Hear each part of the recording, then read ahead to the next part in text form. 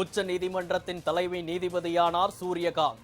டெல்லியில் நடைபெற்ற நிகழ்ச்சியில் பதவி பிரமாணம் செய்து வைத்தார் குடியரசுத் தலைவர். सूर्यकांत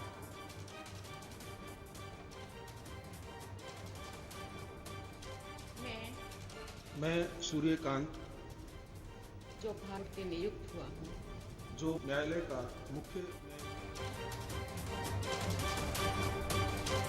அம்பத்தூர் தொழிற்பேட்டையில் 11 கோடியே 81 லட்சம் ரூபாய் செலவில் புதிய பேருந்து நிலையம் திறந்து வைத்தார் துணை முதல்வர் உதயநிதி.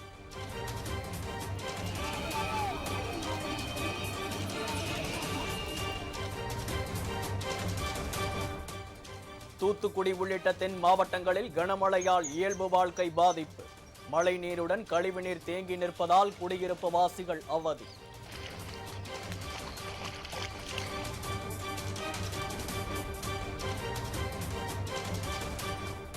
நெல்லையில் தொடரும் கனமழையால் தாமிரபரணியில் வெள்ளப்பெருக்கு. ஆற்றின் கரையோரம் வசிக்கும் மக்களுக்கு வெள்ள அபாய எச்சரிக்கை.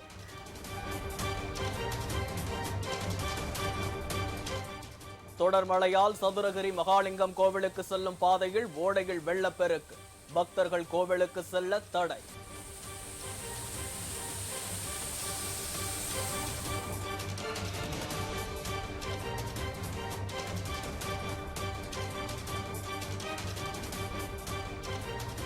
முல்லை பெரியாறு அணையின் நீர்மட்டம் 138 அடியை எட்டியது. கரையோரம் வசிக்கும் மக்களுக்கு 2ஆம் கட்ட வெள்ள அபாய எச்சரிக்கை.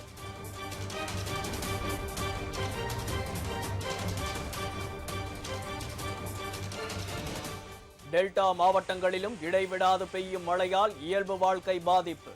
நடவு நாட்ட பயிர்கள் அழுகிவிடும் என்பதால் விவசாயிகள் கவலை.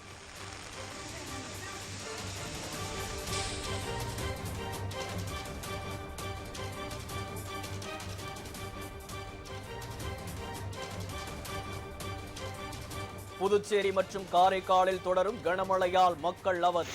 கடல் சீற்றமாக காணப்படுவதால் மீனவர்கள் கடலுக்கு செல்ல தடை.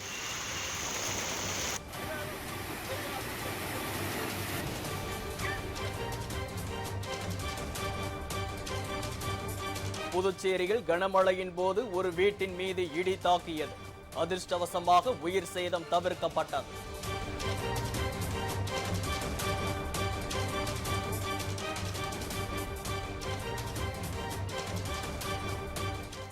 ஆபரண தங்கத்தின் விலை சவரனுக்கு 880 ரூபாய் சரிவு.